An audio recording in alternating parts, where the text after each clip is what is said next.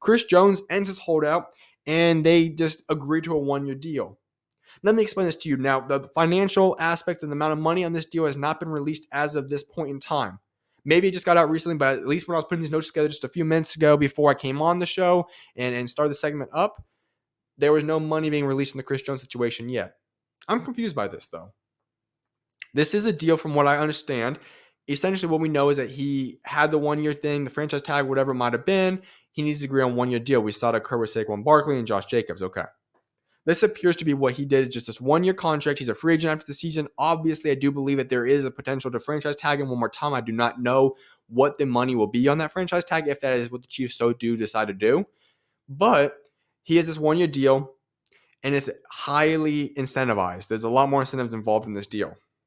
Okay, not too bad. Great for the Kansas City Chiefs. Okay, you get Chris Jones back. You get the leader of your defense. This is now, once again, my favorites to win the Super Bowl this season. Yeah, they lost to the Detroit Lions in week 1. It's week 1.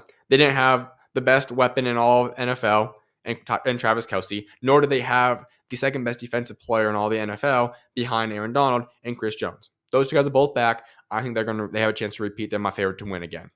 So great for the Kansas City Chiefs. Now, I do think you should have locked him in long term, because now it leaves another question. What could potentially come from this when we head into next offseason? Okay. Chris Jones, though. You held out all offseason and preseason and the first game of the NFL season. You wanted a long-term contract that was going to give you financial security and make you one of the highest paid defensive players in the NFL. And I defended that. I was all for that. I still would have defended that if he still continued to hold out, because I think he is deserving of that contract. But we get to this point now, and remember, this man lost millions of dollars. I do not know the exact number. I believe, if I'm not mistaken, it's $3.5 million.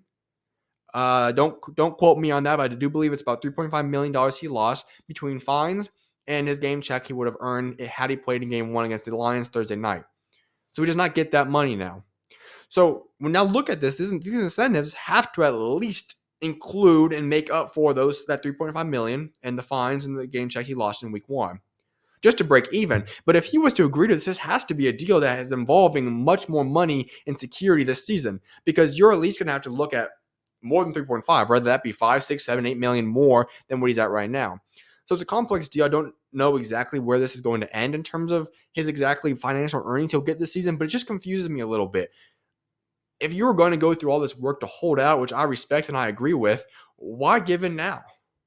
You already held out 1 game and you're sitting in the suite of a stadium, and I was in full support of that. But now you just go for a 1-year deal. The financial security in case an injury occurs is gone.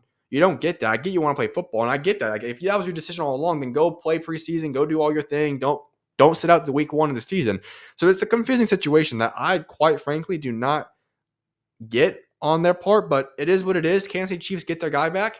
Huge W for Kansas City Chiefs and their fan base today, because they are a team that I do believe has a chance to repeat as Super Bowl champions this season now.